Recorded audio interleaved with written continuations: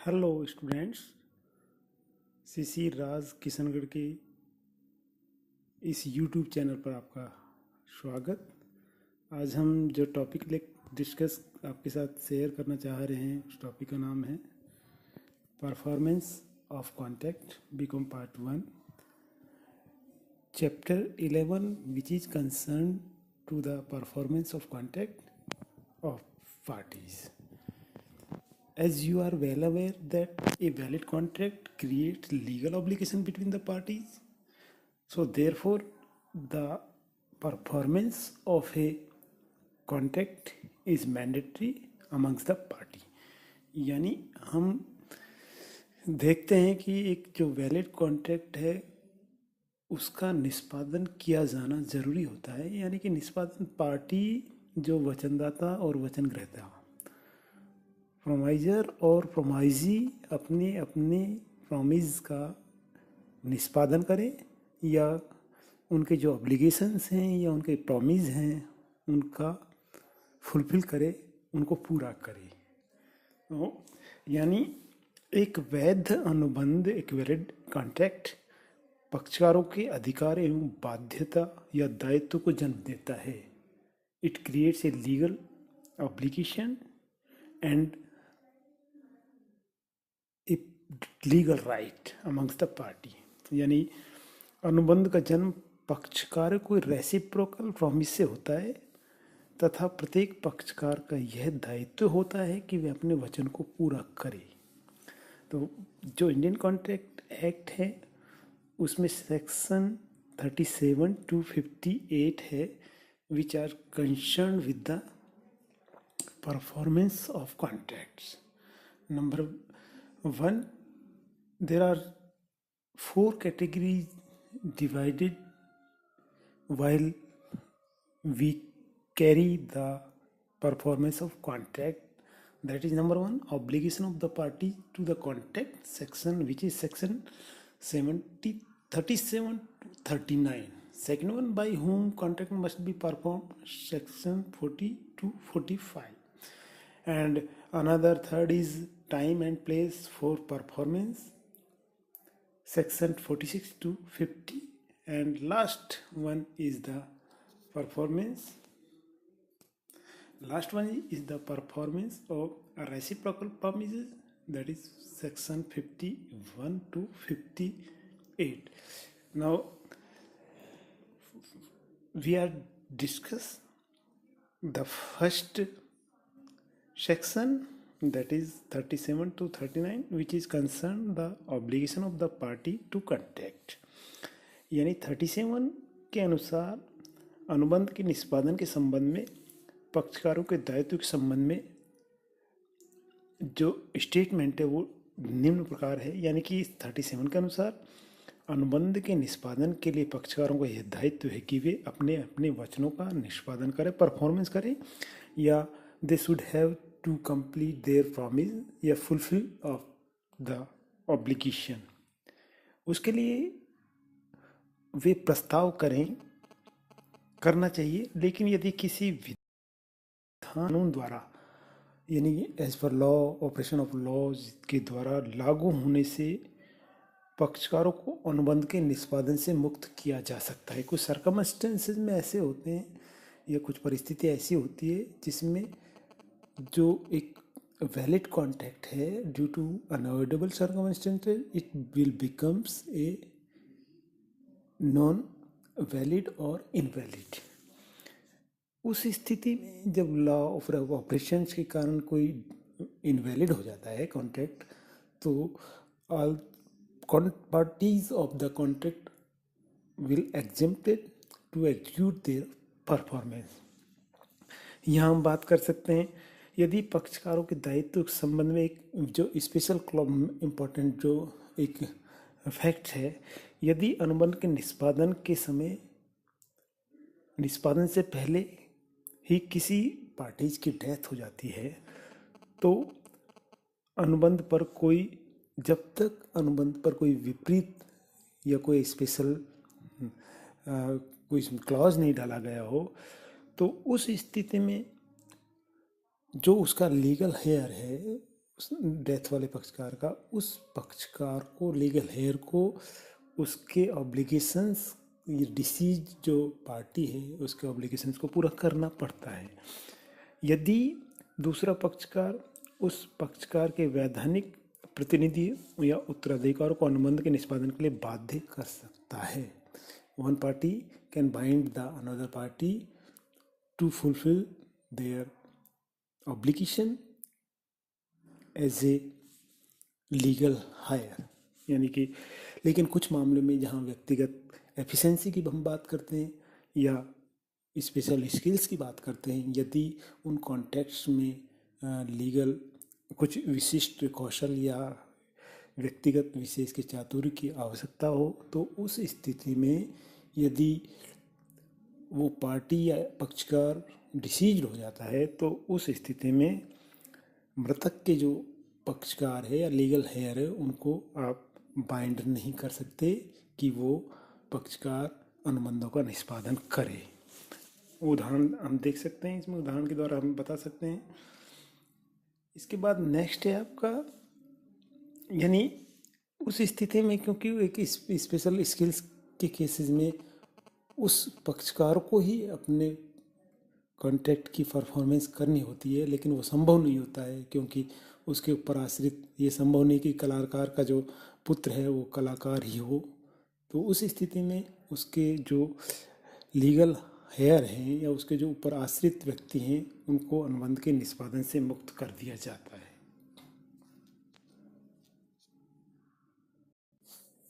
Now second one, निष्पादन के प्रकार, टाइप्स ऑफ परफॉर्मेंस।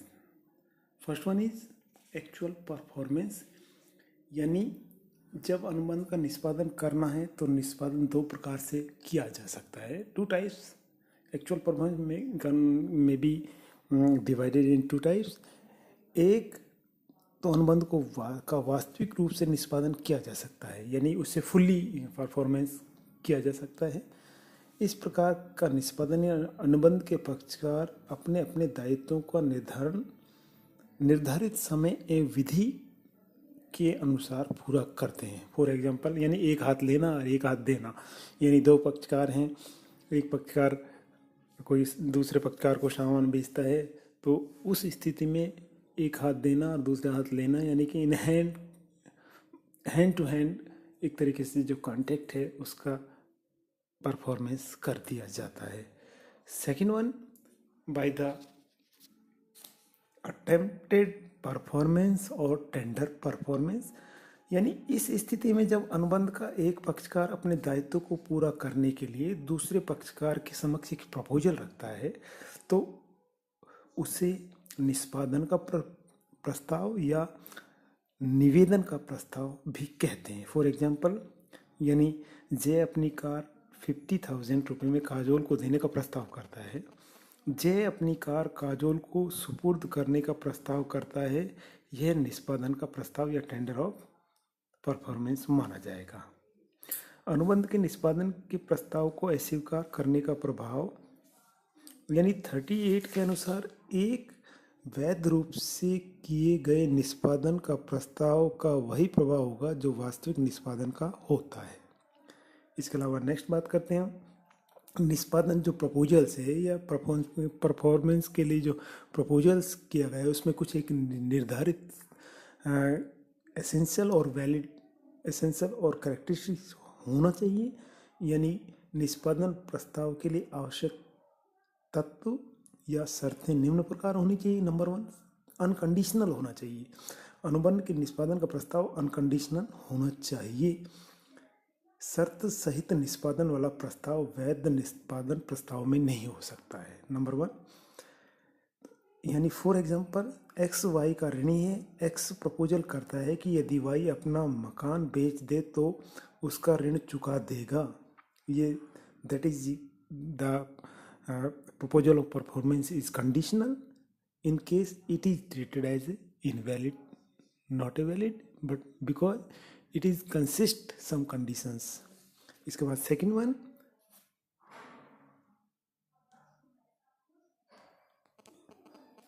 उचित समय एवं स्थान निष्पादन का प्रस्ताव उचित समय एवं निर्धारित स्थान पर होना चाहिए, तभी उसे वैध निष्पादन का प्रस्ताव माना जाएगा। थर्ड वन, जांच करने का उचित एवं पर्याप्त अवसर देना चाहिए। Reasonable and sufficient opportunity to check. निष्पादन प्रस्ताव में यानी परफॉर्मेंस प्रपोजल में जो वचन ग्रहीता है, जो प्रोमाइजरी है, को निर्धारित वस्तुओं की जांच करने का उचित एवं पर्याप्त अवसर देना चाहिए, जो कि यह देख सके कि निष्पादन के अनुबंध की शर्तों के अनुसार किया जा रहा है या नहीं किया जा रहा है। इसके बाद फोर्थ वन है, वस्तु की किस्म एवं मात्रा की भी जांच कर सकता है, निष्पादन प्रस्ताव में देख सकते हैं। इसके अलावा प्रस्ताव वास्तविक वचन ग्रहीता को करना होता है। Making of offer to the actual promisee, यानी कि अनुबंध के निष्पादन का प्रस्ताव किसकी तरफ से आना चाहिए, वचन ग्रहीता या प्रोमाइजी की तरफ से आना चाहिए। इसके बाद संयुक्त वचन ग्रहीताओं की दशा में यदि प्रोमाइजी एक या दो से अधिक पक्षकार जॉइंटली हैं, तो उस स्थिति में उनमें से संयुक्त वचन ग्रहीताओं में से या जॉइंटली जो प्रोमाइजी में है, किसी एक के द्वारा दिए गए प्रस्ताव का वही परिणाम या रिजल्ट होता है जैसा कि सभी को प्रस्ताव किया गया हो। यानी जॉइंट रूप से यदि एक जॉइंट रूप से कोई प्रोमाइजी है, वचन ग्रहीता है, तो उनमें से एक यदि प्रपोजल्स दे रहा है परफॉर्मेंस का, तो उस स्थिति में वो सभी का एक रिप्रेजेंटेटिव माना जाएगा। इसके बाद प्रस्ताव की घोषणा, competence to make the offer. अनुबंध के निष्पादन का प्रस्ताव उसी व्यक्ति या पक्षकार द्वारा किया जाना चाहिए जो अपने वचन को पूरा करने के लिए इच्छुक व तत्पर है। एट्थ नेक्स्ट वन है आपका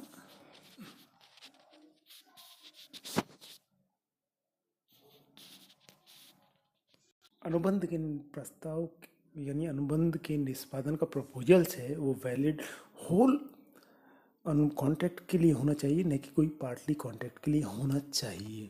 इसके अलावा मुद्रा के भुगतान का प्रस्ताव होना चाहिए, यानी यदि अनुबंध के निष्पादन का प्रस्ताव मुद्रा में भुगतान करने के लिए किया गया है तो यह प्रस्ताव ऋणी अथवा उसके एजेंट के लिए होना चाहिए और संबंधित पक्षकार को भुगतान प्रचलित वैधानिक मुद्रा में किया जाना चाहिए। इसके बाद यदि संपूर्ण अनुबंध को पूरा करने से मना करने का क्या प्रभाव होता है, जब अनुबंध का कोई एक पक्षकार अपने वचन का पूर्णतः निष्पादन करने से मना करता है या नहीं करता है, अथवा अनुबंध का निष्पादन करने के लिए स्वयं को अयोग्य बना देता है, तो अनुबंध का दूसरा पक्षकार अनुबंध को समाप्त कर सकता है। नेक्स्ट वन आपका जो इम्पोर्टेंट है वो है दैट इज अनुबंध का निष्पादन किसके द्वारा हो।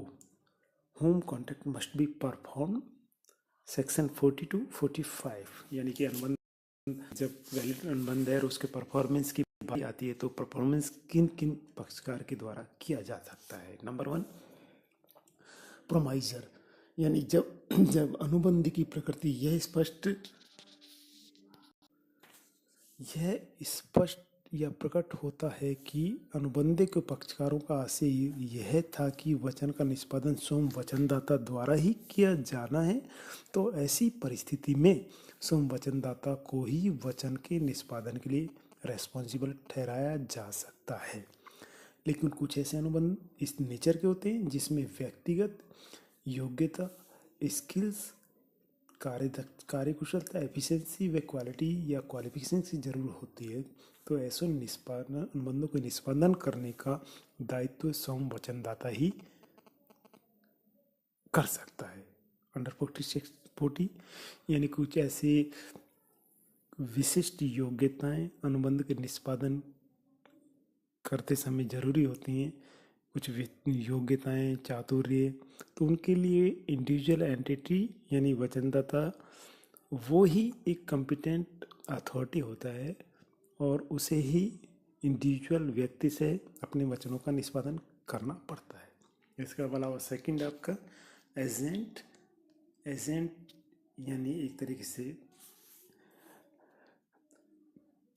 जहाँ अनुबंध के निष्पादन के लिए व्यक्तिगत इंडिविजुअल क्वालिटीज़ या योग्यताएं, क्वालिफिकेशन या स्किल्स की ज़रूरत नहीं होती है, तो ऐसी दशा में प्रोमाइजर की तरफ से वचनदाता अथवा उसका प्रतिनिधि या एजेंट अनुबंध के निष्पादन के लिए उपयुक्त व्यक्ति नियुक्त कर सकता है। यानी कि वचनदाता अथवा उसका प्रतिनिधि अनुबंध के निष्पादन के लिए उपयुक्त व्यक्ति को नियुक्त कर सकता है, यानी कि एक थर्ड पार्टी को एक एजेंट के रूप में नियुक्त कर सकता है।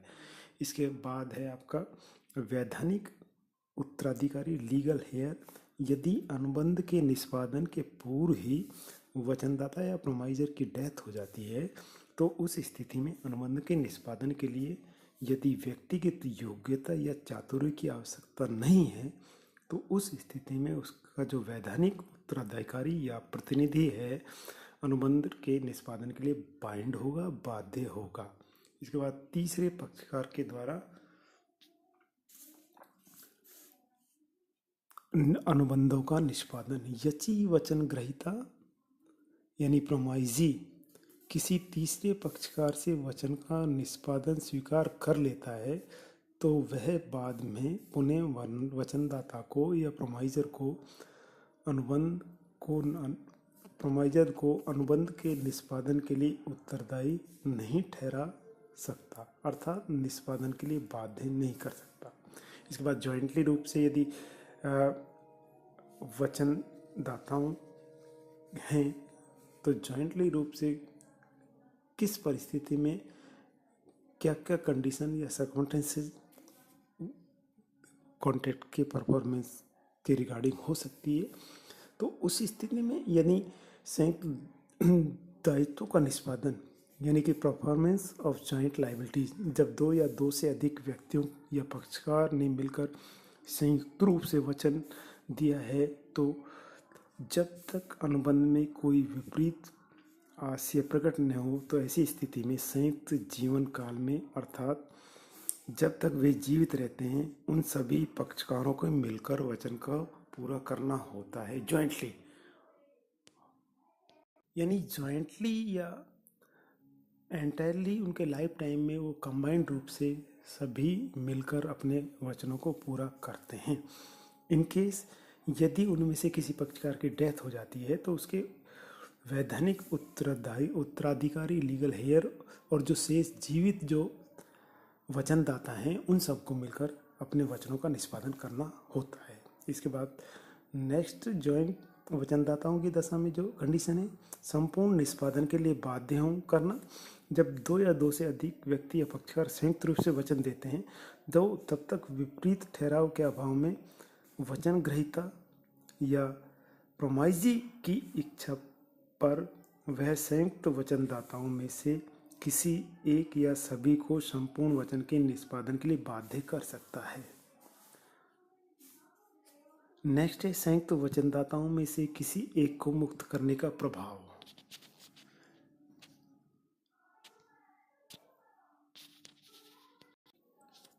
संयुक्त वचनदाताओं में से किसी एक को मुक्त करने का प्रभाव। जब किसी अनुबंध के अंतर्गत दो या दो से अधिक व्यक्तियों ने मिलकर संयुक्त रूप से वचन दिया है और यदि वचन ग्रहीता यानी प्रोमाइजी द्वारा किसी एक वचनदाता को मुक्त कर दिया गया है, तो शेष जो वचनदाता है, प्रोमाइजर है, उन्हें अपने दायित्व से मुक्त नहीं वो अपने दायित्व से मुक्त नहीं हो सकते और न ही दायित्व मुक्त किया गया।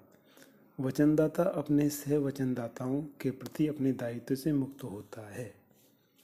इसके बाद जो संयुक्त वचन ग्रहीता के अधिकार क्या होंगे, rights of the joint promisee section 45। जब दो या दो से अधिक व्यक्तियों ने संयुक्त रूप से वचन दिया गया था, तो किसी अनुबंध से जब तक कोई विपरीत आशय, जब तक कोई स्पेशल प्रोविजंस उसमें नहीं किए गए हों, तो तब तक वह निष्पादन की मांग करने का अधिकारी होता है। उनके संयुक्त जीवन काल में उन सभी व्यक्तियों को रहता है। उनमें से किसी की भी मृत्यु के बाद उनके जो वैधानिक प्रतिनिधि है या उनके शेष जीवित वचन ग्रहीताओं को रहता है, तथा सभी मूल वचन ग्रहीताओं की मृत्यु के बाद उन सबके वैधानिक प्रतिनिधियों को संयुक्त रूप से रहता है। अब नेक्स्ट हम जो इसमें थर्ड जो इम्पोर्टेंट जो क्लॉज है वो निष्पादन का समय और स्थान क्या होना चाहिए, that is concern with section 46 to 50। यानी अनुबंध का निष्पादन किस स्थान पर हो तथा किस समय हो, यह अति महत्वपूर्ण बात है। अनुबंध में निष्पादन का स्थान निश्चित हो तो उसी स्थान पर अनुबंध का निष्पादन करना चाहिए। लेकिन जब अनुबंध के अंतर्गत कोई इस तरीके का कोई स्पेसिफिक प्लेस निश्चित नहीं है तो ऐसी स्थिति में निष्पादन किसी उचित एवं उचित स्थान पर होना चाहिए। इस प्रकार समय भी बहुत महत्वपूर्ण है। अतः सामान्य अनुबंध का निष्पादन करने के घंटों में ही किया जाना चाहिए, अन्य में नहीं। अतः अनुबंध के निष्पादन का समय तथा स्थान वही होगा जो अनुबंध में निर्धारित है, यानी उचित समय में निष्पादन होना चाहिए। सेक्शन 46, जब अनुबंध के अंतर्गत वचनदाता अपने वचन का निष्पादन वचन ग्रहीता के आवेदन पर ही पूरा करने का वचन देता है तो वहाँ उचित समय में कार्य का निष्पादन करना चाहिए। उचित समय क्या होगा, यह प्रत्येक मामले की कंडीशंस, व्यापारिक परंपरा, ट्रेडिशंस, रीति, कस्टम्स, रिवाज अथवा पक्षकारों के आशय को ध्यान में रखते हुए किया जाएगा। For example, Goyal book company Bikaner से messrs college book centre Jaipur को 10 जुलाई को प्रबंध की 100 पुस्तक, भौतिक शास्त्र की व रसायन शास्त्र की 50 प्रतियों का आदेश देती है तो कॉलेज बुक सेंटर को आदेश की पूर्ति 1 सप्ताह में कर देनी चाहिए, क्योंकि महाविद्यालय जुलाई के प्रथम सप्ताह में खुल जाते हैं। इसी माह पुस्तकों की अधिक से अधिक बिक्री होती है, यही उचित समय माना जाएगा। सेकंड वन, निश्चित दिन की दशा में कार्य के घंटों का निष्पादन। यदि वचनदाता को अपने वचन का निष्पादन किसी निर्धारित या निश्चित दिन तक करना हो तो निर्धारित दिन में अनुबंध का निष्पादन व्यावसायिक कार्य के घंटों में, बिजनेस आवर्स में उसे करना चाहिए। वचन का दिन एवं दिनांक, स्थान निश्चित हो, वचनदाता को वचन ग्रहीता के आवेदन का निष्पादन करना हो। अंडर 48 सेक्शन के अनुसार जब वचनदाता के निष्पादन का दिन निश्चित हो तथा वचनदाता को अपना वचन ग्रहीता के आवेदन पर निष्पादित करना है तो वचन ग्रहीता प्रोमाइजर का यह कर्तव्य है कि यथोचित स्थान तथा उचित समय निर्धारित या घोषित करे। यह यथोचित स्थान व समय प्रत्येक मामले की परिस्थिति पर निर्भर होगा। स्थान निश्चित न होने पर वचनदाता द्वारा वचन ग्रहीता से निश्चित स्थान के लिए आवेदन करना, तो वो कह सकता है कि भाई मुझे प्रॉपर आप स्थान और समय बता दीजिए, मैं उस प्रॉपर समय और स्थान पर आपको यानी परफॉर्मेंस ऑफ कॉन्ट्रैक्ट या डिलीवरी कर दूंगा। वचन ग्रहीता नेक्स्ट है आपका, वचन ग्रहीता द्वारा अनुमोदित रीति अथवा समय पर निष्पादन करना। यानी सेक्शन 50 के अनुसार वचन का निष्पादन किसी भी ऐसी रीति अथवा समय पर किया जा सकता है जिसका कि वचन ग्रहीता आदेश दे या अनुमोदित करे। तो नेक्स्ट वीडियो में हम मिलेंगे आपसे। सभी को बहुत बहुत थैंक्स।